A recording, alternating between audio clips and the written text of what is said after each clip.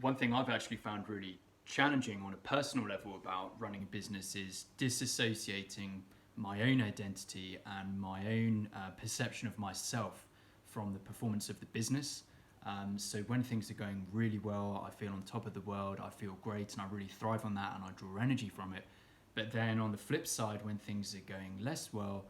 it's all too easy to pin that on yourself and to come home and to bring that frustration home with you. And actually, this individualistic interpretation of business and the world in general is something that I think is really ingrained, in particular in Anglo-Saxon culture, whether it comes from like the way we hero worship celebrities, or how we have these kind of like celebrity entrepreneurs, and we kind of have this narrative that we create after the fact that really emphasizes the role they've played. I think that's something that we do a lot more as a society than a lot of other societies, and that can be a good thing if it can inspire people, but it can also be a negative thing because it puts a lot of pressure onto one person and it takes away a lot of the contribution that a lot of other people have made.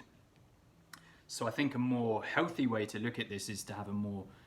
rational interpretation, and to understand that success and failure is partially influenced by your own actions, but it's partially also the outcome from market forces, any number of things you can and can't control. And the way to feel satisfied and to feel happy with your own contribution at the end of the day, and not to have these questions running around in your mind, is to remember that in any given scenario, there are hundreds of factors, and those factors can be divided into two types: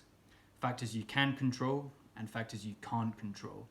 And the only ones you need to worry about are those that you can control. So that's going to be how you act in any given scenario, how you think about any given scenario, what you say to your team. You can't physically control what your team does in a scenario, but you can control the training you give them. You can control what you say to them in a meeting.